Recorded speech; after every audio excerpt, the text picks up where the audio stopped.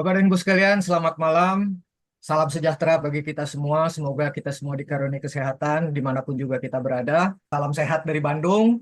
Pada malam hari ini saya bertugas sekaligus sebagai moderator, juga sekaligus sebagai pembicara. Kita mulai pada malam hari ini paparan mengenai sebuah resensi buku yang kebetulan saya terlibat sebagai seorang editor di dalamnya. Buku ini sudah diterbitkan pertama kali pada bulan September tahun 2024.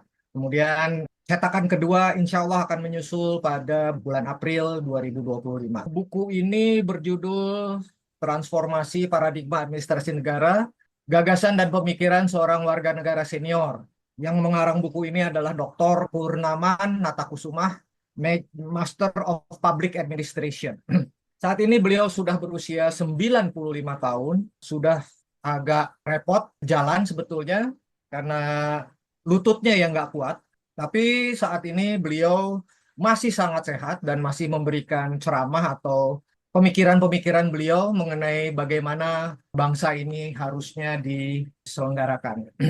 Dan beliau menuangkan pemikiran-pemikiran beliau ini dalam satu buku. Dan Alhamdulillah saya terlibat dalam penulisan buku itu selama 1 tahun.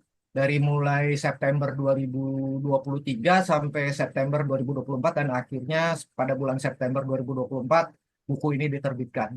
Presentasi ini akan saya bagi dalam 2 bagian. Yang pertama pada hari ini dan yang kedua pada tanggal 11 April. Karena minggu depan kita nggak ada presentasi, nggak ada 1 jam bersama LTI karena suasana Lebaran. Jadi insya Allah akan disambung lagi pada tanggal 11 April di kesempatan 1 jam bersama LTI. Nah, kenapa saya bagi menjadi 2? Karena terus terang tidak cukup untuk menyajikan pemikiran-pemikiran beliau yang sangat dalam, yang sangat mendasar tentang bagaimana seharusnya negara ini dikelola. Ada 4 bab di dalam buku tersebut. Yang paling pertama itu adalah aneka permasalahan administrasi negara ya, pada tahun 2024. Kemudian bab yang kedua itu adalah mengubah paradigma dan mengubah hasil. Yang ketiga mencerdaskan warga negara dan memberdayakan administratur negara. Dan yang keempat harmonisasi human dan artificial intelligence. Dan selama berminggu-minggu dalam 1 jam bersama LTI sejak awal tahun kita sudah berbicara mengenai artificial intelligence dan sudah saatnya kita masuk ke dalam bidang artificial intelligence di bidang administrasi negara. Sedikit mengenai Pak Purnaman Natakusumah, beliau doktor S3, kelahiran Bandung, 7 Agustus 1931. Ya, jadi saat ini sebentar lagi 94 tahun ya. Saya salah menjumlah, 94 tahun pada bulan Agustus nanti. Beliau ini adalah termasuk angkatan pertama yang diberangkatkan untuk belajar administrasi negara di Indiana University, Amerika Serikat pada tahun 1952. Zaman kepemimpinannya Perdana Menteri Juanda. Beliau sempat menjabat pada tahun 1978 sampai 1985 sebagai Deputi Kepala Lembaga Administrasi Negara atau LAN. Saat ini beliau adalah sebagai konsultan administrasi negara dan dosen. Beliau masih aktif memberikan ceramah, beliau masih aktif memberikan paparan-paparan saat ini. Hanya mungkin pakai kursi roda karena lututnya beliau agaknya sudah tidak cukup kuat untuk menyangga beban tubuh beliau. Tapi pemikiran-pemikiran beliau itu masih sangat clear, masih sangat jelas, masih sangat cerdas ya. Kalau saya bilang itu masih sangat cerdas. Dan kalau berbicara mengenai administrasi negara, beliau bisa ngobrol dari pagi sampai malam, nggak tidur sampai besok paginya lagi. Dan beliau sempat menjadi tim seleksi calon anggota Komisi Pemilihan Umum pada pemilihan umum tahun 1997 sampai 2004 ya, sampai Pak Susilo Bambang Yudhoyono terpilih. Ini cover bukunya, dan kalau misalkan Bapak dan Ibu ingin membeli buku ini, cetakan kedua akan segera terbit. Bapak dan Ibu bisa memesan kepada LTI dengan biaya hanya sekitar Rp50.000 per buku. Baik, saya masuk ke bagian yang pertama yang beliau tulis, yaitu mengenai berbagai macam permasalahan administrasi negara yang beliau simak pada tahun 2024. Satu video tentang Indonesia Gelap yang dikirimkan oleh teman-teman mahasiswa Universitas Indonesia.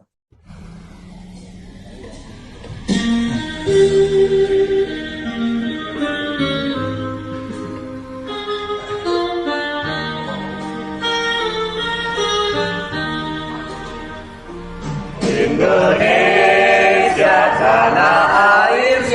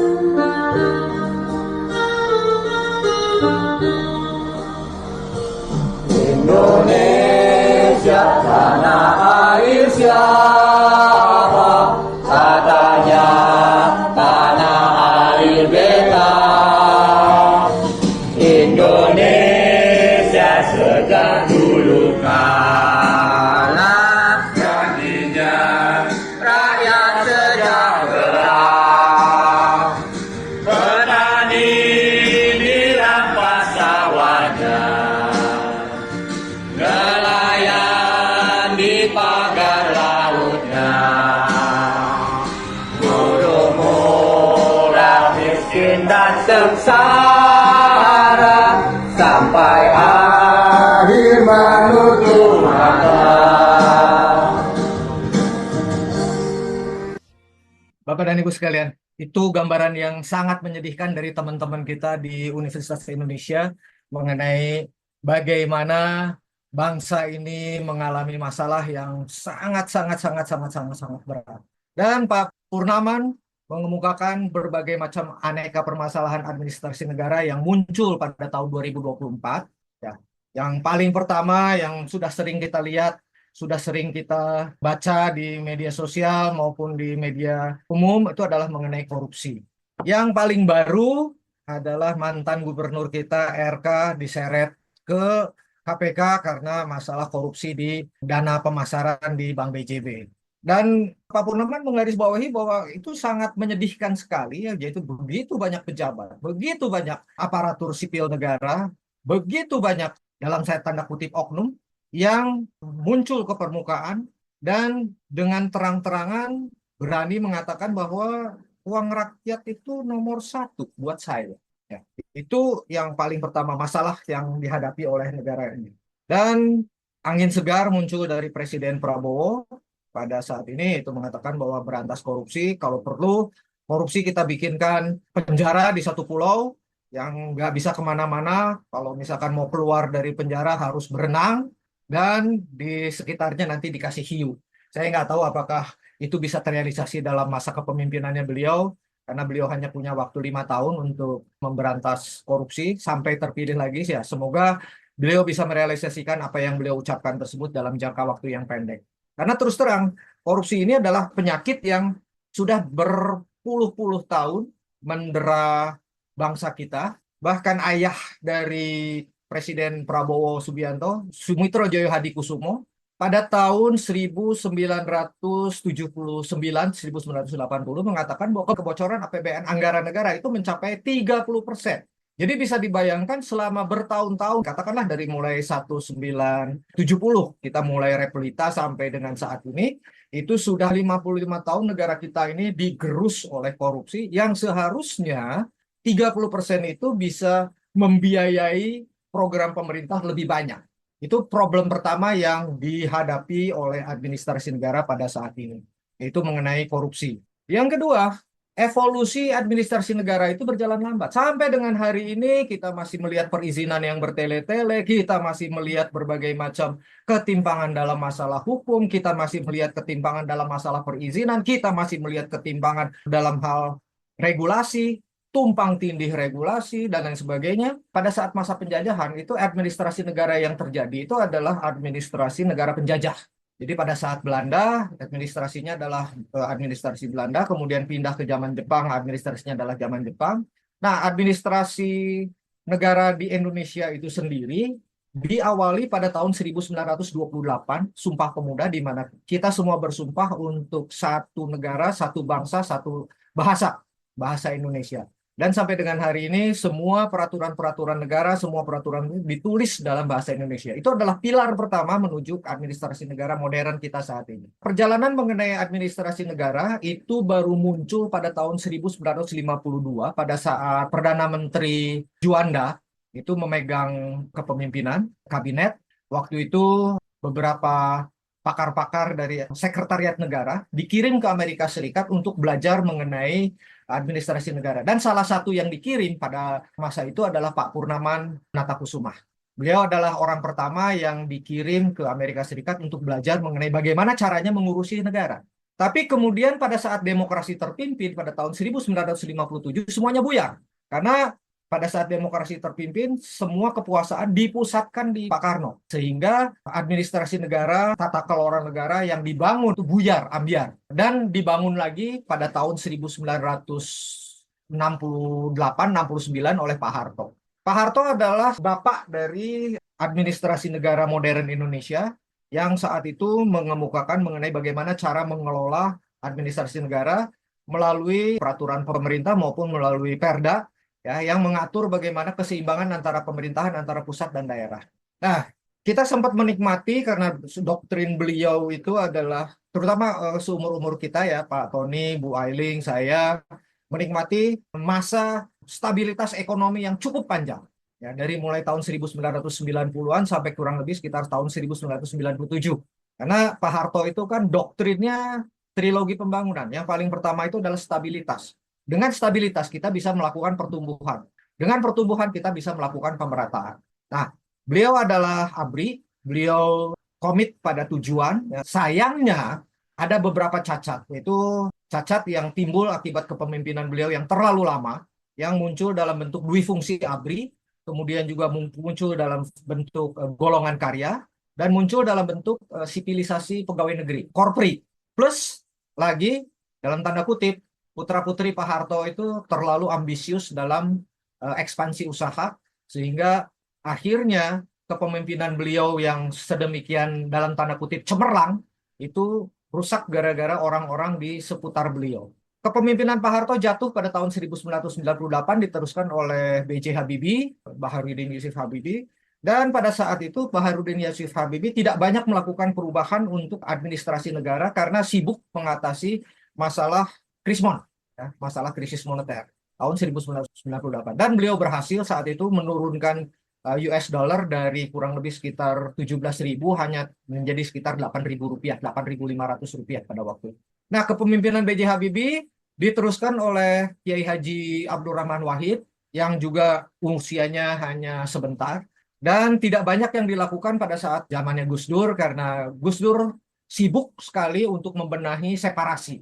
Saat itu ada perpecahan di Ambon, kemudian juga ada perpecahan di Papua, ya ada perang antar dalam tanda kutip antar agama ya, antar agama di Ambon dan sehingga beliau sibuk untuk lobby-lobby ke luar negeri untuk menghentikan dukungan terhadap kaum-kaum yang separatis itu.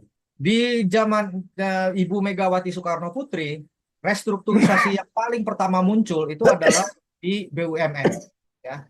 Ibu Megawati Soekarno Putri saat itu terpaksa menjual beberapa BUMN yang menguntungkan karena membiayai keuangan negara. Dan selanjutnya, landasan untuk administrasi negara yang saat ini kita kenal itu baru muncul di zamannya Pak SBY. Ya. Beliau mengeluarkan rancangan mengenai Grand Design Reformasi Birokrasi. Ya, Grand Design Reformasi Birokrasi yang diteruskan pada zamannya Pak Jokowi. Nah, Pak Jokowi ini saking keselnya dengan aparatur negara sempat mengancam pada tahun 2020 untuk mengganti ASN itu dengan AI, dengan Artificial Intelligence. Kenapa birokrasi itu lambat, kenapa birokrasi itu berbelit-belit, dan beliau sayangnya proyek-proyek untuk mengganti administrasi negara dengan menggunakan AI itu terhenti gara-gara pandemi COVID. Dan saat ini kita lihat langkah yang presiden yang ke-8 yaitu Pak Prabowo Subianto. Masalah administrasi negara yang berikut adalah pemanfaatan kekayaan negara yang sangat rendah. Jadi kalau misalkan Bapak dan Ibu perhatikan, dari pemasukan negara kita itu hanya 10% yang berasal dari sumber daya alam. 90% diantaranya itu berasal dari pajak. Jadi nggak heran kalau misalkan APBN defisit, nggak heran kalau misalkan utang luar negeri membengkak, yang akan ditekan, yang akan dimaksimalkan itu adalah pajak. Dan sudah mulai terasa saat ini. World Bank mengatakan bahwa rasio penerimaan pajak kita itu adalah yang paling rendah di antara negara-negara di Asia Pasifik. Ya. Jadi rasio penerimaan pajak kita mencapai kurang lebih sekitar 9%, padahal World Bank mengemukakan seharusnya penerimaan dari pajak kita itu bisa mencapai 17% dari GDP, ya, Gross Domestic Product. Nah, pemanfaatan kekayaan negara yang relatif rendah ini berakibat defisit anggaran belanja itu harus ditutupi dengan pinjaman. Dan pada saat kemarin COVID, terus kemudian juga geber-geberan IKN, maka hutang luar negeri kita walaupun dikatakan oleh Sri Mulyani bahwa itu masih terkendali, itu melonjak drastis. Nah, pemanfaatan kekayaan negara yang relatif rendah ini berakibat masyarakat akan makin dibebani oleh pajak.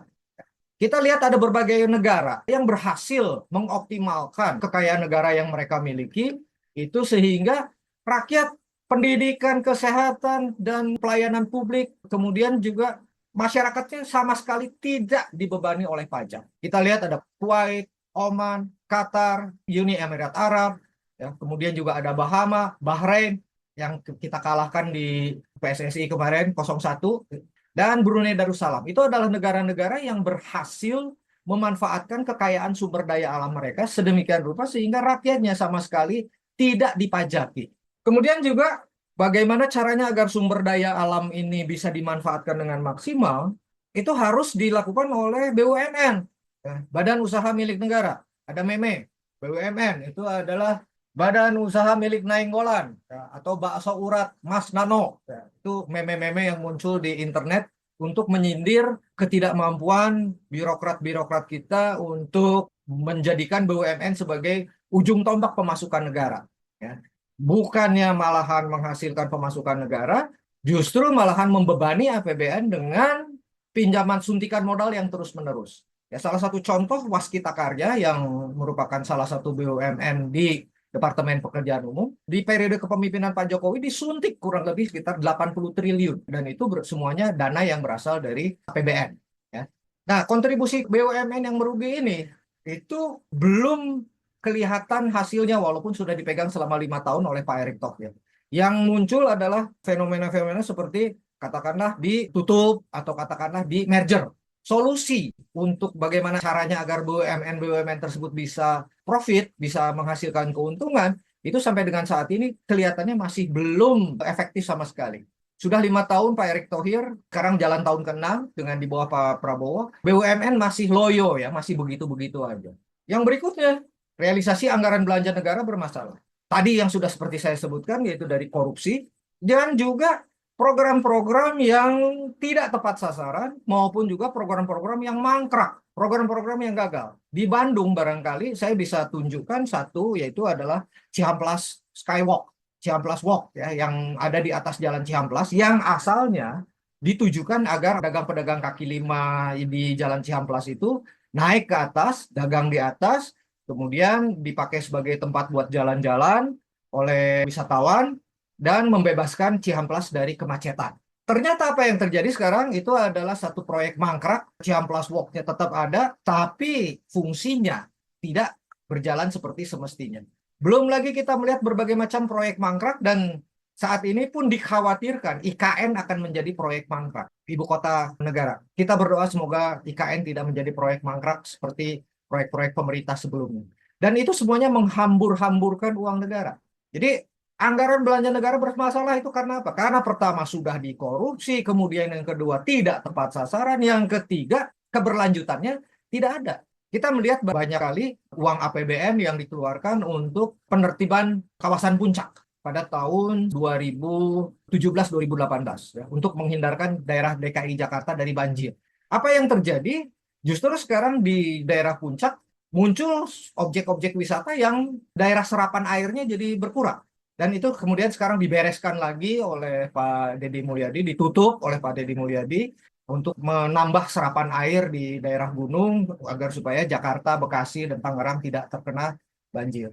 Nah, realisasi anggaran belanja negara bermasalah ini juga muncul karena aparatur negaranya yang dalam tanda kutip ya kompetensinya masih kurang. Masalah yang berikutnya yang digarisbawahi oleh Pak Purnaman adalah bahwa grand design reformasi birokrasi belum tercapai. Kita masih melihat berbagai macam permasalahan kendala dalam mengurus perizinan dan lain sebagainya. Kok bisa ya gitu? Ini saya cuplikan iklan dari Sampurna Email. Kalau ada yang mudah, kenapa harus ribet sih? Ya, tentunya kenapa harus ribet? Ada pemasukan tambahan bagi aparatur sipil negara. Kalau dibikin mudah, mana ada pemasukan tambahan? Makan gaji doang gitu kan? Itu dalam hati saya gitu ya. Kenapa itu bisa muncul seperti itu? Ya, kenapa mesti ribet? Nah, yang berikutnya itu adalah mental pegawai negerinya sendiri, ya, mental pegawai negerinya sendiri. Ya, banyak orang yang sekarang berniat untuk menjadi pegawai negeri. Kenapa? Karena aman, ya aman. Sepanjang nggak melakukan kesalahan-kesalahan yang luar biasa, mereka aman. Paling nggak 30 tahun kerja plus abis itu pensiun, terima pensiun, kipas-kipas, beres. Itu yang diimpikan oleh sebagian besar orang yang kepengen menjadi pegawai negeri. Tapi celakanya mentalnya juga ikut dipengaruhi. Mental pelayanan, mental untuk bikin ribet, mental untuk dalam tanda kutip korupsi waktu. Ya, saya pernah ngurus KTP elektronik. Ya. Saya datang jam 8 pagi, kecamatan itu belum buka, kecamatan Sumur Bandung. Tapi itu mungkin terjadi pada tahun 2016. Semoga sekarang sudah bagus ya. Jam 8 itu belum ada. Jam 9 itu baru masuk. Beres-beres arsip. Jam 9 baru masuk. Jam 12 udah hilang. Harusnya kembali lagi ke kantor makan siang jam 1, tapi produktivitasnya mengerikan sekali. Belum lagi kalau ditambah dengan libur-libur, terutama libur-libur yang cuti bersama, cuti bersama, cuti bersama. Indonesia itu menempati peringkat ke-10 terburuk di seluruh dunia mengenai produktivitas aparatur pemerintahan karena produktivitasnya yang begitu rendah. Kemarin juga sempat timbul satu wacana, gimana kalau misalkan bulan puasa diliburkan, murid-murid sekolah diliburkan. Ngapain diliburkan? Itu kan waktu 1 bulan hilang. 1 bulan itu bisa belajar banyak. Kalau misalkan kegiatan belajar dan mengajar itu tetap diselenggarakan. Dan mental kolonial dan mental aparatur negara itu masih banyak sekali yang diwarisi dari zaman Belanda dulu, zaman Priai dulu. Mau dihargai, mau dihormati, lebih tinggi daripada rakyat biasa. Padahal dalam administrasi negara modern, aparatur sipil negara itu adalah pelayan bagi masyarakat. Dan yang terakhir, yang digarisbawahi oleh Pak Purnaman, itu adalah sasaran Indonesia Emas 2045 yang ambisius. Jadi beberapa meme di internet meragukan apakah kita bisa mencapai Indonesia Emas pada 2045 atau enggak. Kok waktunya udah tinggal 20 tahun ya? 20 tahun kok rasanya yang masih harus dikejar banyak sekali. Jadi tahun 2023, pemerintah meluncurkan rancangan akhir rencana pembangunan jangka panjang nasional. Visi yang ditetapkan adalah terwujudnya negara Nusantara berdaulat, berkelanjutan, dan maju. Visi itu disebut juga sebagai Visi Indonesia Emas 2045. 5 sasaran utama Visi Indonesia Emas 2045 adalah: 1. Pendapatan per kapita setara dengan negara maju. Ya, angka pendapatan yang dimaksud adalah 30.300 US dollar atau sekitar 454.500.000. Indonesia diperkirakan akan menjadi negara dengan PDB nomor 5 di dunia dengan pendapatan per kapita sebesar itu. Target yang kedua, kemiskinan menuju 0% dan ketimpangan menurun. Angka kemiskinan ditargetkan berada di kisaran 0,5 sampai dengan 0,8%. Angka rasio GNI ditargetkan sebesar 0,29 sampai 0,32%. Kontribusi kawasan timur Indonesia terhadap PDB ditargetkan sebesar 26% untuk mengurangi ketimpangan sosial dan ekonomi. Yang ketiga, kepemimpinan dan pengaruh internasional makin meningkat dengan sasaran penguatan diplomasi internasional dan kepemimpinan global, pengaruh budaya dan peran aktif di organisasi internasional, serta berkontribusi terhadap penyelesaian isu-isu global. Angka Global Power Index ditargetkan berada di posisi 15 besar. Keempat, menjadi negara net zero emission atau nol emisi karbon dengan angka penurunan gas rumah kaca ditargetkan mencapai 93,5%. Yang kelima, daya saing SDM meningkat, nilai Human Capital Index ditargetkan berada di angka 0,73. Jadi, Bapak dan Ibu sekalian, sekarang kita mulai bertanya-tanya. Ini Indonesia 2045, apakah akan jadi emas atau jadi besi tua atau besi berkarat? Baik, Bapak dan Ibu sekalian, di bagian yang kedua nanti 2 minggu dari sekarang, maka Pak Purnaman mengemukakan salah satu solusi yang bisa ditempuh. Yaitu yang paling pertama itu adalah change your paradigm, change your life. Beliau adalah penganut setia dari Bob Proctor. Jadi bagaimana kita mengubah paradigma yang akan mengubah kehidupan kita. Adapun kata-kata beliau yang sering kali beliau ucapkan dan sebagai editor saya sering ketemu beliau dan selalu beliau ulang-ulang adalah bahwa kita saat ini adalah merupakan produk atau hasil dari pemikiran-pemikiran kita. Supaya kita bisa berubah, maka pemikiran-pemikiran kita bisa berubah. Baik Bapak dan Ibu sekalian, mungkin kita masuk ke sesi diskusi. Terima kasih atas perhatian Bapak dan Ibu sekalian. Kita sambung lagi 2 minggu dari sekarang. Terima kasih Pak Hendra. Kalian Pak, barangkali ada masukan? saya mau berkomentar dulu Pak. Baik Bu. Isinya ini menurut saya baik ya, tapi kan tadi memang baru memaparkan mengenai faktanya ya, mengenai the facts yang ada di Indonesia. Nah ini Pak, ini baru usulan aja berhubung Bapak adalah editor daripada buku ini. Dan jika mungkin ada kesempatan ya, selain tentu Bapak bisa sharing lagi tanggal 11 April, apakah berkenan nanti mungkin kalau Bapak siapa Purnaman itu juga dalam keadaan baik dan sehat, apakah beliau bisa diajak juga untuk Zoom bersama kita, Pak? Bisa, Bu. Bisa. Saya minta bantu Bapak dah untuk mengundang beliau hadir, mungkin bisa selain Bapak sudah presentasi, mungkin nanti bisa ada diskusi yang bisa kita kembangkan. Karena sekali lagi itu yang tadi dipaparkan memang kan berada jauh ya dari jangkauan kita. Apa yang kita bisa lakukan, kalau di dalam pendapat saya, yaitu yang suka saya sharingkan dengan Pak Sulis. Ya kita lakukan sesuai dengan apa yang di jangkauan tangan kita, begitu kan. Tapi seberapa itu akan berefek, sekali lagi hanya Tuhan yang tahu ya, tapi kita tetap berusaha begitu Pak. Ya, terima kasih Pak Hendra untuk malam hari ini ya. Saya tidak akan berkomentar banyak karena memang faktanya demikianlah yang ada di negeri kita ini ya. Terima kasih Pak. Baik, Ibu, terima kasih, Ibu. Bapak-bapak yang lain, Pak Ivan barangkali ingin mengajukan satu pandangan. Pak Ivan ini kalau saya masih up to date ya, itu beliau menangani masalah perizinan jalan, perizinan gerak, dan perizinan kapal-kapal di RB. Ya, saya rasa beliau sudah sangat paham mengenai perilaku daripada aparatur sipil negara, terutama di balik kubla ya, Pak Ivan ya. Waduh, kalau mau dibahas itu Pak, sampai subuh gitu, sampai sahur ndak habis Pak. Aduh, banyak sekali. Agak susah kalau ngatur-ngatur mereka-mereka. Aduh, mereka punya keegoisan tinggi sih untuk mengatur segala sesuatu tuh, jadi agak sulit Pak. Ya, jadi mungkin kita bisa menyimak sendiri pendapat dari Pak Ivan ya. Pak Ivan itu yang saya kenal itu berkecimpung tajam sekali dalam bidang perizinan itu. Ya, terima kasih Pak Ivan masukannya. Terima kasih Pak Hendra, terima kasih. Pak Taufik barangkali. Pak Taufik juga punya pengalaman yang panjang dengan bagaimana caranya berhadapan dengan ASN-ASN. Pak Tony barangkali. Pak Tony, saya ingin minta pendapat apakah apa yang dikemukakan oleh Pak Purnaman dalam paparan buku ini betul atau tidak. Barangkali Pak Tony yang berkecimpung dalam bidang hukum. Saya kirim di chat. BUMN menjadi sarana balas budi kepada para politisi dan partai politik pendukung Pilpres sehingga menjadi sapi perah dan merugi terus. Betul sekali, Pak. Yang seharusnya itu adalah komersial, tapi sekarang karena ada ring 1, ring 2, ring 3. Ring 1 itu yang paling dekat dengan Pak Presiden atau dengan gubernur atau dengan bupati terpilih, itu kita sebut sebagai ring 1. Yang biasanya berkecimpung dalam BUMN itu adalah ring 3, Pak. Ring 3. Jadi itu merupakan kepanjangan tangan dari ring 1 untuk bagaimana caranya bisa mengatur BUMN. Betul sekali, Pak. Jadi yang kadang-kadang dilihat itu adalah kedekatannya dengan ring 2, bukan profesionalismenya. Itu mungkin yang bisa saya sampaikan karena terus terang beberapa orang teman saya yang sekarang sudah pensiun, ada yang di Telkom, ada yang di Bank Mandiri, ada yang di Bank BRI, ada yang di PLN, ada yang di PJKA, itu nggak bisa naik, Pak. Walaupun performance appraisal-nya sangat bagus, sangat cemerlang, nggak bisa naik. Paling mentok cuman di level GM, ya, General Manager. Dan direksinya itu biasanya adalah merupakan ring 3 dari politisi dan pendukung Pilpres. Betul sekali, Pak. Jadi kita memang sudah menyaksikan bahwa itulah yang terjadi pada saat ini. Dan isu bocoran juga, Pak. Di Bio Farma saat ini akan ada perombakan besar-besaran karena kemarin itu adalah ring 3-nya Pak Jokowi, sekarang adalah ring 3-nya Pak Prabowo. Itu kemarin saya dengar dari selentingan dari teman adik angkatan yang ada di sana. Jadi di Bio Farma itu sebentar lagi akan ada perombakan besar-besaran. Ya, saya sepakat apakah itu baik atau tidak, ya saya nggak tahu, tapi itulah kenyataan yang terjadi pada saat ini, Pak. Terima kasih, Pak Tony, atas masukannya, Pak.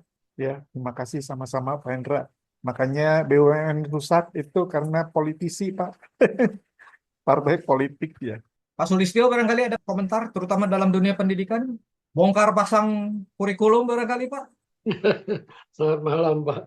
Iya, kalau tadi di awal Bu Ailing menyampaikan bahwa yang dipaparkan oleh Pak Hendra ini kan semuanya kenyataan yang kita hadapi ya. Dan kenyataan itu semakin nyata sebetulnya. Semakin nyata, semakin terlihat, semakin gamblang kalau mengacu pada buku yang Bapak paparkan itu, kekacauan administrasi itu semakin terlihat gitu. Bukan hanya terlihat, semakin bisa dirasakan oleh kita sebagai rakyat biasa gitu ya. Nah, kalau itu berkaitan dengan masalah pendidikan itu juga semakin tampak ya Pak ya sebetulnya. Kalau situasi dan kondisi KKN korupsi, kolusi dan nepotisme itu tidak membaik, maka bongkar pasang kurikulum berapa kali pun itu juga tidak akan memperbaiki bangsa ini. Karena akar masalahnya adalah pada KKN tadi. Kalau akar masalah itu tidak diselesaikan, maka bongkar pasang kurikulum itu hanya seperti ritual aja lah gitu. Ganti menteri, ganti kurikulum gitu kan. Itu ritual-ritual saja yang sebetulnya maknanya kecil sekali. Tapi ya juga seperti disampaikan oleh Bu Ailing tadi, apa langkah kecil yang bisa kita lakukan? Itu yang mungkin karena kita ya masyarakat biasa, mungkin ya yang harus kita lakukan itu adalah langkah kecil tadi. Sekitar 2 minggu ini saya mengikuti diskusi panjang tentang kondisi negeri ini di grup WhatsApp di alumni ITB. Itu pertanyaan saya sederhana ke teman-teman ITB ini. Lalu apa yang bisa kita lakukan? Ya mereka nggak bisa jawab apa-apa. Artinya apapun yang mereka diskusikan hanya berhenti pada sebuah diskusi. Menurut saya sesuatu yang tidak baik ya. Saya justru menunggu nanti tanggal 11 April lanjutannya seperti apa Pak. Solusi-solusinya itu. Yang tentu saja solusi-solusi itu kalau itu bersifat strategis gitu, makro gitu, ya kami berharap kami bisa melaksanakan itu dalam skala kecil ya. Di lingkungan kami yang paling kecil yang boleh dikatakan bisa kami pengaruhi. Itu saja Pak. Terima kasih banyak Pak Hendra. Terima kasih Pak Sulistyo. Baik Bapak dan Ibu sekalian, saya ingin menutup sesi ini atas nama Pak Franky, atas nama Ibu Ailing, atas nama para staf dan associate di LTI. Sebentar lagi kita akan masuk ke momen Lebaran, maka saya atas nama pimpinan dan associate di LTI ingin mengucapkan selamat merayakan Idul Fitri dan selamat berlibur bagi yang tidak merayakan Idul Fitri. Mohon agar kami dimaafkan lahir dan batin, terutama karena berbagai macam kekurangan yang kami sajikan untuk Bapak dan Ibu sekalian. Baik, terima kasih Bapak dan Ibu sekalian. Selamat berlibur.